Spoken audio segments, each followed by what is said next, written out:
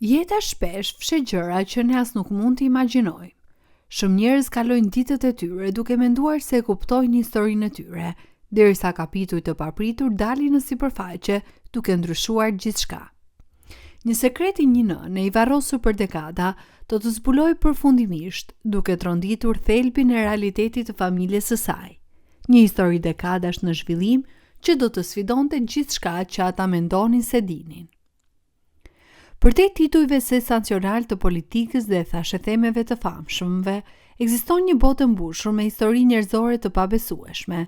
Ndërsa kërkojmë mrekulli përtej mundësive tona, shpesh nuk arrim të vërejmë ato më të habitshmet që ndodhen pikërisht para syve tanë. Kapaciteti i jashtëzakonshëm i qenieve njerëzore për të duruar dhe për t'u lidhur është vërtet i mrekullueshëm.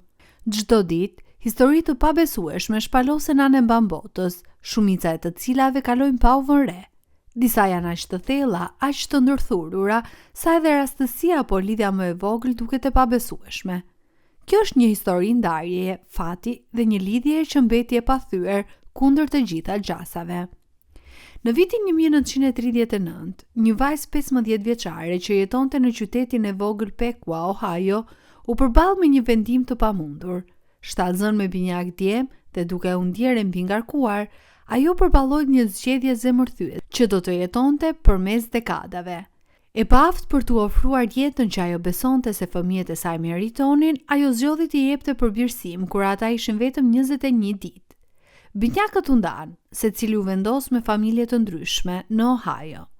Prindërve birësues ju tha se binjaku tjetër kishte vdekur, një keq kuptim që do të zgjaste për shumë vite. Njëri mbeti në Pequa, ndërsa tjetri u dërgua te një familje rreth 100 kilometra larg dhe jetët e tyre vazhduan paralel me njëri tjetrin.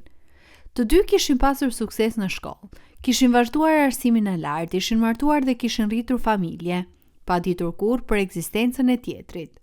Rrugët e tyre mund të kishin mbetur përgjithmonë të ndara, lidhja e tyre vetëm një përshpërim e zbet në univers, por fati kishte plane të tjera. Një bisedë rastësore do të zhbllokonte një histori të jashtëzakonshme rilidhjeje. Ndonjëherë historitë më të pabesueshme nuk gjenden në sensacionale, por në fije delikate që na lidhin. Një ditë, në dukje të zakonshme në gjykatë, Lucille Lore u zhyt në rutinë, u përfshi papritur në një bisedë që do të ndryshonte gjithçka. Ajo dëgjoi një emër të njohur, nënën biologjike të djalit të saj të birësuar, por nuk ishte thjesht një rastësi. Biseda zbuloi diçka të jashtëzakonshme. Binjaku i djalit të saj ishte gjallë. Shpesh ka menduar për gjysmë tjetër të djalit tim, reflektoi Lucille më vonë, por e dija se nuk mund të ndërhyja në jetën e një familjeje tjetër. Pavarësisht se kishte qenë e hapur me Jimin për birësimin e tij, kërkimi për binjakun e tij mbeti i fjetur për dekada. Vetëm kur Jim mbushi 39 vjeç, kur ishte më në fund mundi hezitimin. Ishte një udhëtim rilidhje që filloi në gjykatën e qarkut, ku regjistrat e birësimit mbanin çelësin e një lidhje të humbur prej kohësh. Pas 3 javësh hetimi të kujdesshëm, momenti që të dy vëllezërit kishin pritur pa e ditur, erdhi. Kur më në fund të takuan, ndodhi diçka e jashtëzakonshme.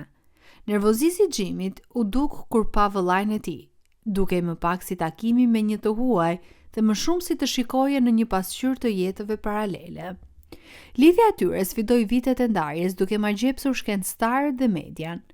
Pavarësisht se ishin rritur në familje të ndryshme, jetët e tyre kishin qenë çuditërisht të ngjashme. Ishte sikur një fije padukshme kishte drejtuar rrugët e tyre, duke krijuar një histori aq të jashtëzakonshme sa duke se sfidonte logjikën. Shkencëtarët u habitën nga biografitë pothuajse identike të binjakëve, duke sfiduar gjithçka që dinin për identitetin, natyrën dhe edukimin. Jetët e tyre ishin aq të ngjashme sa duke sikur ishin i njëjti person, të ndarë nga milje, por të lidhur nga një lidhje pa shpjegueshme që marrëgjepsi botën. Fillimisht duke si një rastësi e thjeshtë. Të dy djemt quheshin Jim, jo aq e çuditshme apo jo. Emrat të tillë janë të zakonshëm. Por, ndërsa historitë e tyre shpaloseshin, qashmëritë mes tyre u bën të jashtëzakonshme, pothuajse të pabesueshme. Me kalimin e viteve, të dy Jimët u poqën, u martuan dhe patën fëmijë me gra që kishin të njëjtin emër, Linda.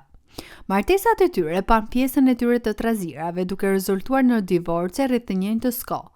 Të dy u rimartuan dhe gratë e tyre të reja kishin një emër tjetër të përbashkët, Betty. Nëse kjo nuk është një rastësi e çuditshme, Betit e tyre madje dukeshin shumë të ngjashme dhe kishin temperament identik. Shkencëtarët u pasionuan dhe filluan të hulumtonin më shumë për jetën e këtyre binjakëve. Por nuk mbaron me kaq. Të dy ata më vonë patën djemë të lindur në të njëjtin vit dhe muaj, dhe po, djemtë e tyre kishin të njëjtin emër, Alan, me një ndryshim të vogël. Një gjim e shkruante me 2 L, ndërsa tjetri përdorte vetëm një. Megjithatë, rezultati ishte i njëjtë. Të dy djemtë kishin djemë të quajtur James Alan. Familjet e tyre nuk ishin fundi historisë. Duke u rritur binjakët kishin pasur secili nga një qenë dhe të dy i kishin quajtur kafshat e tyre me të njëjtin emër. Në shkollë, shkëlqyen në matematikë dhe shkencë, por kishin vështirësi në drejt shkrim.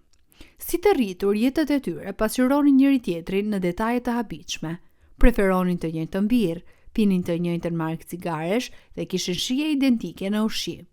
Të dy kishin qenë zëvendës sherif, të dy kishin drejtuar Chevrolet blu dhe kishin bërë pushime në plazhet e Floridës. Ngjashmëritë i habitën dhe vetë ata. Të dy rrëfyen se para takimit të tyre, secili kishte ndjerë se diçka mungonte gjatë gjithë jetës. Një boshllëk i pakapshëm që u mbyll aty e atëherë kur u bashkuan.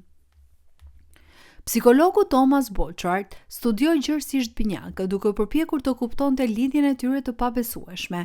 Përfundimi i tij: gjenet kanë një ndikim të thellë në sjellje, inteligjencë dhe zgjedhjet e jetës. Por ky shpjegim, edhe pse duke logjik, nuk u ndan nga të gjithë shkencëtarët. Shumica e studiuesve ishin të ndikuar nga një teori e mirënjohur që sugjeronte se foshnjat lindin si tabula rasa, me ndikimet nga mjedisi si formuesit kryesor. Historitë e xhimëve sfidonin këtë besim, duke lënë ekspertë të ndarë. Binjakët nuk e kishin problem të ishin në qendër të debatit shkencor për ta. Kjo ishte një mundësi për të zbuluar më shumë për njëri tjetrin dhe për të shijuar udhëtimin marrëgjepsës të jetëve të tyre të përbashkëta.